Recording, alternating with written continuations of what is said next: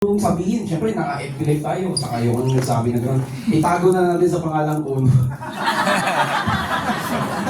Pwede pa i-cut yan. Hindi ko napigilan. Okay, so, change topic. Okay, so ngayon, 3 years na ako sa Easy. Okay?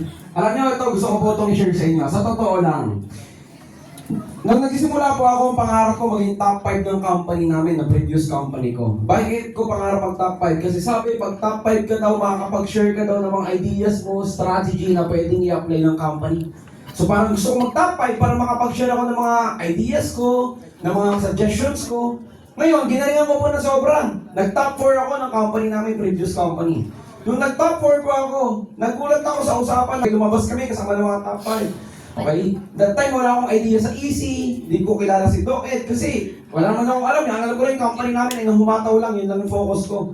Nung pagsama ko sa meeting namin sa top 5, alam mo, nagulat ako. Anong topic namin? May binabanggit silang pinakamagaling daw na CEO. Seryoso.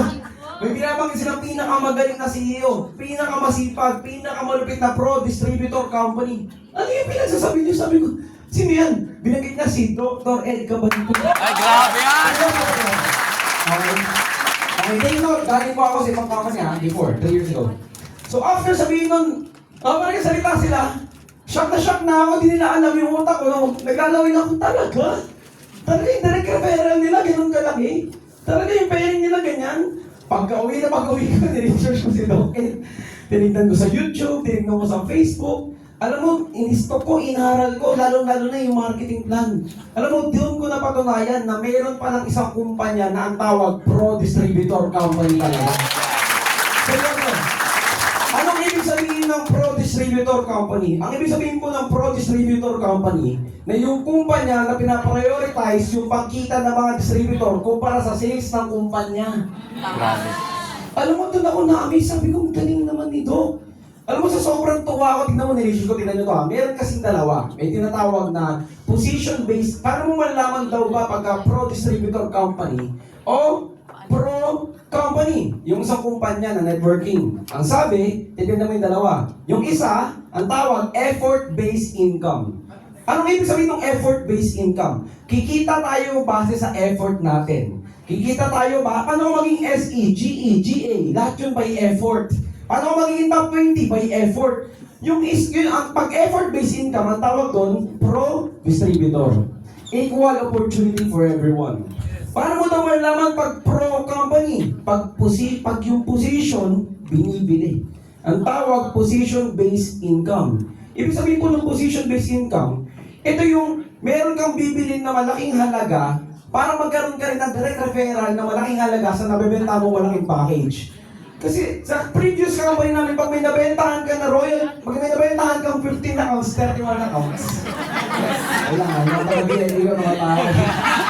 Yung kasi term namin sa BNB account, sorry po. Ulit. Pag may nabentahan kang 31 accounts o 61 accounts, ang direct referral na makukuha mo, depende sa package na kinuha mo.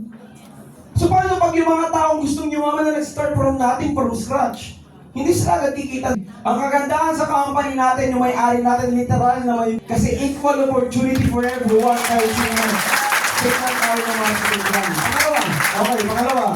Paano mo nasabing yung company natin ay pro-distributor talaga? Tignan mo isang sa katibayan na walang nauna at walang nauli sa atin. Kayang sumabay kahit late na sumali sa atin. Tama ba? Yes! Paano ko napatunayan? 3 years pa lang po ako sa company. Yung company po natin, 19 years na. Bago po ako sumali, meron ng 17 years na naging top 20 dun. And yet, dalawa kami ng leader ko si Mentor Ryan, yung top 3 and top 4 ng company. Ito yung 5 years na namin. Ibig sabihin, ang tawag doon, power ng multiple accounts. Yes! Real talk lang, tama ba? Yes! Tama naman. So yun yung power ng company natin. Pro-distributor talaga. Tama eh. Yung iba tumatawa, wala walang chismis to Real talk lang Okay, pangalawa na gusto ko pong i-share sa inyo, okay? Gusto ko nang i-change topic kasi baka ano ba yung... Gusto niyo ba pag-usapan bakit ako naging top 4? Yes! Okay, yan po yung gusto kong pag-usapan natin. Bakit po ako naging top 4 ng company? Okay, pakinggan niyo po ito. Pinofocus ko lagi, meron akong dalawang bagay na iniisip sa asal ko. Ang tawag dito, time and energy. Lahat ng tao, para sa akin, paniniwala ko, lahat ng tao sa AJG, kaya nilang kumita ng malaki. O kaya mo rin naman talaga mag-top 20. Ang problem lang sa'yo, lagi ka lang kinukulang ng time at kinukulang ka lagi ng energy. Okay? Maniwala ka, time is more important than money. Energy is more important than money. Kaya po ako naging top 4. Kasi ang paniniwala ko lagi, speed is the name of the game. Para umita ka ng malaki, dapat mabilis ka. Kasi ang paniniwala ko sa buhay, yung oportunidad, hindi nag-aantay yan sa'yo. Hindi ka aantayin ng opportunity. Umaandar yan. Ang nakakakuha ng opportunity, yung mga taong mabibilis. Yung mga taong mabilis kumilos. Ngayon, ang problem, ito yung kunwari, andito yung package, andito yung magiging leader mo, andito yung agila mo. Ang problem, pag nagising mo sa umaga, ang bagal mo kumilos. Pag nagtimpla ka ng kape, parang kang nasa moon. Ang tagal mong maligo. Pagpunta mo sa CR, nag-scroll ka na, bago ka pa, pagkagising mo, nag-scroll ka. Pagpunta mo sa CR, nag-scroll ka na naman.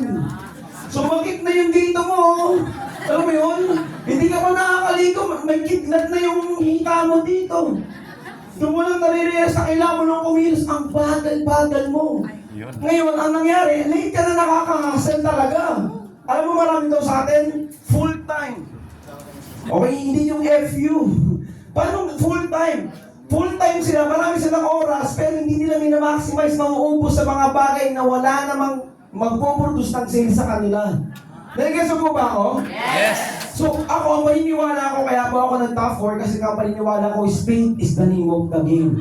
Ako, ang gusto ko, ang paniniwala ko, hindi mag-aantay sa akin yung pay-in. Yung magiging leader ko, hindi yan mag-aantay. Lalapitan ko yan, hahanapin ko yan, tuturo ka, kausap ako ng kakausap.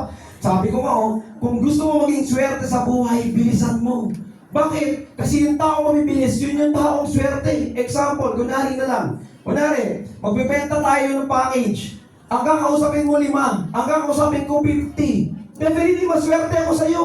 Kasi ikaw 5 lang yung chance mo, ako 50. So ako kaya pa ako naging top 4 kasi paniniwala ko, speed is the name of the game. Pagkagising ko pa lang, binibilisan ko na agad. Kaya in 39 days, I earned my first million. 39 days, okay. Pangalawang topic, energy. Sabi mo nga, energy! Energy! Okay, energy. Ito na, energy guys. Alam mo, very important na pagkagising mo, ngumiti ka agad. Seryoso to ha? Seryoso to. Maniwala ka sa akin. Okay? Pagkagising mo, mag-smile ka agad. Bakit ngayon mo ginawa? Pagkagising mo lang ba? Hi! Yung iba seryoso nakikinig sa akin, bigyan na siya smile. Hindi ngayon. Ang point ko, tingnan nyo, listen na, pag ito po tuturo ko sa inyo. Pagkagising mo, mag-smile ka agad. Sabi kasi pag smile ka daw, nag-a-attract ka daw ng good energy agad. Lalo na kung sino yung pinakaunang makikita mo na tao sa umaga. Hindihan mo agad, seryoso! Yes. Kasi nag-a-attract ng positive vibe. Ang una mo nakita yung haber mo. Nakasimahan ko, di ba? Ikaw lang wala na, umpisa pa lang talo na. Yung term, pag pumunta ka sa mga bentahan ng mga damit, di ba? May sinasabi, si ate mukhang nalugi, di ba? Sabi mo mukhang nalugi kasi nga, yung face niya bagsak. So ikaw, negosyante ka na dapat yung moment na nagumising ka, alam mo nakaka-excite everyday. Tanongin mo ko bakit? Bakit? Maniwala ka sa akin, kahit zero income ka, kahit wala ka pang grupo, kahit wala ka pang big result, maniwala ka, every day, you're just one conversation away para sa bagong leader na makukuha mo. One conversation away, maniwala ka. Tandaan mo yung kasabihan na yun. You're just one conversation away from a totally different life. Yes. Kahit zero ka ngayon, pwedeng bukas, may makakausap ka na leader. Malay mo bukas yung makakausap mo para palang Lance Posadas sa malagay mo. Grabe yan! Sa left mo, may Lance Posadas ka, yun lang. Kinabukasan, gumising ka ulit. May naging kwer sa'yo. O may in-attack mode ka, nakausap mo. Babae, maganda. Yung pala magiging Aya Sarmiento pa na. Pangatlong araw, umausap ka na naman. In-approach mo lang, mali mo magiging perlum pa lang. Diba? Sino mag-aakala na may magiging ganun leader sa company natin? Wala naman. In-approach lang sila, kinausap lang sila. Tama, no? Tama ba? Yes! Hindi naman special yung naging apply namin. Hindi naman legendary, hindi naman si Ang, hindi naman, di ba? Kaya mga apply ko namin legendary, lumulutang ba? Hindi naman ah. Tatlo ba yung kamay, sinabuto pa yung apply na? Hindi naman. So anong point? Hindi kailangan ng special na tao bago kami mahanap ng super leader. Ang kailangan lang, kakausap ka lang. Yes! Tama ba? Yes! You're just one conversation away from a totally different life. Kaya tuwing gumigising ka, ngumiti ka agad. Kasi bakit ina-attract mo ngayon? Ngayon ko makakausap yung magiging leader ko. Yes! Diba? Mas masarap sinanggan na. Kasi pag nagising mo, ay buhay. Kakagising mo pala, nagreklamo ka agad. Tama ba? Okay, paano? Speaking of energy, alam mo ba may tinatawag na vampire energy? Okay? Ngayon, bago na, siyempre new normal na, may tinatawag na online vampire. Sabi mo, online vampire! Online vampire! Okay, kahit gaano ka kagaling, makinig ka sa akin, okay? Yung utak mo hindi niya kaya mag-multitask. Yung brain natin hindi niya kaya mag-isip ng multiple tasks at magagawa ng perfect yung isang bagay, hindi ganoon. Yung brain natin naka-wired yan na maging magaling sa isa lang. Alam mo may story ko, yung 2 bilyonaryo, in-interview sila. Si Warren Buffett at si Bill Gates, sabi, isulat mo naman yung word na dahilan, 1 word lang. Bakit ka naging successful? Meron sila nag-isang paper sa ballpen. Alam mo na sinulat nila? Focus. Kaya daw sila naging bilyonaryo kasi naka-focus sila. So ano yung online vampire? Pag ikaw, marami ka pang nakikita sa social media mo na iba't ibang kumpanya, kung ano-ano chismis yung nakikita mo sa social media mo, ang mangyayari sa'yo, hindi ka nakakapag-focus sa sarili mong taniman. Hindi ka nakakapag-focus sa maganda yung garden mo. So ang nangyayari, nadidistract ka. Sabi nga, di ba? Yung taong hindi magaling, pero focus. Okay? Kayang talunin yung sobrang galing na distracted. Kaya sabihin mo sa tabi mo, mag-focus ka! Mag-focus ka! Gantihan mo. Sabihin mo, huwag ka kasing chismoso! Huwag kang chismosa! Tama naman, di ba? Tama ba ako? Especially leaders mostly na nasa room na to. Hi! Sabi ko lang, huwag kang chismoso. After mo sabihin, ang dami mo nung pinagsasabi. Hindi, seryoso. Tignan mo Hi! Hello! The business na ginagawa natin ang tawag network marketing. Ang magiging tawag sa'yo, networker. Hindi ka artista. So, tigil-tigilan mo yung mag-chismis. Hindi ka kikita dyan. Kikita ka pag kumakausap ka ng hindi member. Tama ba? Pag isipin mo, lahat ng pinagkakausap mo, member. Uy, alam mo ba? Si ganito. Uy. Diba? Lahat ng pinagkakausap. Lahat ng pinagkakausap mo, member. Tapos ang expect ka, may direct kang bago. Paano mo pasali na? Tama, di ba? So, ang point, protect your energy. Ako, sabi nga sa pagda-diet, makinig po kayo sabi sa pagda-diet, sabi you can eat what you can't see. Hindi mo daw makakain yung pagkain na hindi mo naman nakikita. Bakit ka distracted? Alam mo, ito magandang po ito, tignan mo po Minsan, tignan mo yung phone ng mga taong earner. Kung may makakausap ka man, may makakadikit ka man, tignan mo yung phone ng mga earner, maniwala ka sa akin. Tignan mo yung TikTok namin. Tignan mo yung lumalabas sa newsfeed namin sa Facebook. Makikita mo sobrang ibang-iba talaga. Kasi alam mo, yung newsfeed mo, kami, pinoprotektahan mo yan kasi nga energy nga yung nakikita ko Energy yan So anong point? Ang nakikita ko lang, puro good news sa AGG. Yes! Seryoso guys, seryoso. Lahat ng walang kinalaman sa kumpanya ko, hindi ko nakikita. Kasi nga, kaya ng talunin ng taong hindi magaling na nakafocus, yung taong magaling pero distracted. Ikaw baka magaling ka naman talaga. Baka kaya mo naman talaga mag 6 digits. Baka kaya mo naman talaga magkakotse. Baka design ka naman talaga maging milyonaryo. Baka magaling ka nga Ang problema lang sa'yo, Distracted ka kasi. Kaya natatalo ka ng mga tao, hindi naman ganun kagaling, pero nakafocus kami. Tama ba? So, as a gift for everyone, dapat yung Facebook natin, tanggalin mo yung mga online vampire. Sabihin ng online vampire, nagpo-produce na nag-distract ka, nag-iisip ka ng iba't ibang bagay. Mag-focus ka lang sa isa lang yung tignan mo, maniwala ka sa akin. Magiging big ka sa ginagawa natin. Speed and energy. May natutunan po ba kayo? Yes! Okay, yan, reason ba't po ako nag-top 4. And last, na gusto ko pong i-share sa inyo lahat ngayon, tawag po dito, about sa, ito meron parang good. Gusto mo ba ng good news? Yes! Okay, nag-usap-usap kami. Inausap po ako ni Doc Ed. Ang ganda na mangyari. Mag-brainstorming, mag-create ng idea. Ang kaganda, tingnan niyo po bago nating Hall of Famer, si Outline Albert Jasma. Palapanan Wow. natin, guys. Magaling sa online, sobrang galing. Okay, ang ating bagong top 1 na next sa akin ngayon, and I'm sure marami nang excited marinig siya dito. Palapanan naman natin ang top 1. It's very good. Magaling sa online, extraordinary. Sobrang lupit. The VIP Club, Lance Usadas, Aya Sarmiento, magaling ba kami? Sakto lang. Sakto lang. Ngayon, ang kagandahan, ito po, okay? Kaming tatlo, okay, magsasama-sama together with Doc Ed para mag-create ng Zoom training. Zoom na, para kahit nasa lokal ka ng mundo pwede. Okay? Zoom training na magtuturo kami ng mga tips and tricks na diskarte sa mga systems, mga empire na pinapatakbo po ninyo. Gusto niyo mo ba yan? Yan! Di ba? Para maging solid lalo yung AGG. Mas nakaka-exit nga ngayon di ba? Mas excited ang ating presidente. Mas maraming update.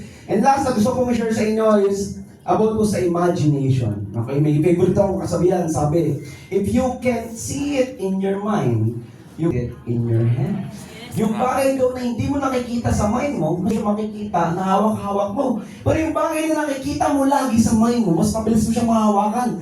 Alam mo, ang purpose para sa akin, ang purpose ng company events, binibigyan tayo lahat ng malaking imagination. Tinutulungan ka mag-imagine. Tinutulungan ka mag-imagine. Alam mo ako, dati pag umaaktin ako ng company event, I'm not sure kung mayroon ba mga matatagal na naka-follow sa akin dito. Alam mo yung unang attend ko ng company event natin, nag-video ko. Kitang-kita ako, binibidyo na ako ng downline ko nandun siya sa top-top. Alam mo bakit? Andun ako kung saan dumadaan yung top 20. Doon mismo ako doon mismo ako. Tinitigyan ko lahat ng dumadaan doon. Tapos paulit-ulit kong ini-visualize habang dumadaan sila. Darating yung time, dadaan ako dyan. Darating yung time, dadaan ako dyan. Darating yung time, magiging top 20 ako. Next year, alam mo nung ginawa ko? Alam mo nung ginawa ko, ma'am sir? Inon ko yung camera ko, binidyoan ko yung mga naglalakad. Binidyoan ko. Tapos ginanong ko sa mukha ko. Hindi ako top 20 that time. Ang sinabi ko, next year, makikita mo ako dyan, top 20 ako. Tapos minayday ko, pinost ko. Alam mo bakit? Parang pag hindi ako top 20, nakakaya. Pinost ko na, minayday ko na. Dapat, di ba? Dapat gagalingan ko. Ano yung point? Tingnan mo dahil common denominator namin sa top 20. One thing for sure, lahat kami bago kami mag-top 20, bago kami maging millionaire dito, bago kami magkaroon ng kotse, bago magkaroon ng magandang results, lahat yun ini-imagine muna namin bago nangyari. So be very careful. Baka ikaw, baka kaya walang nangyayari sa'yo kasi bakit? Baka hindi ka na nag-i-imagine. Sabi nga sa Bible, di ba, you can the reason why bakit daw wala ka? Kasi hindi ka daw nangihingi.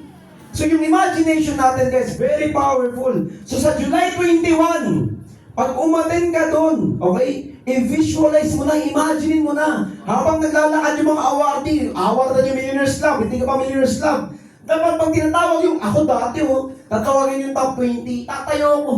Tatayo yung katabi ko, kilala mo ba yan? Hindi. Ba't ka tumatayo? Iniisip ko ako, huwag ka magulo. Iniisip, pinapalit ako yung pangalan niya, Lance Posadas, top 20. Ni-imagine ko yun, Tapos titignan ko yung grupo nila, yung mga grupo nila, may mga balloons, di ba? Mga ganyan, Inisip ko, VIP, VIP, Nag-goosebumps ako, di ba? Naman, ginagamit ko yung mind ko para na-excite ako sa event. Di ba, hindi yung pag-event, mag-video ka lang na gano'n, hindi. Huwag kang umaten doon na manood. A-attend ka doon para, anong tawag na pag-attend mo doon? Ang tawag doon, yung ticket mo, ano para sa yung ticket mo na yan? Ticket ticket para bisitahin mo yung future mo. Yes! Gusto mo makita yung future mo?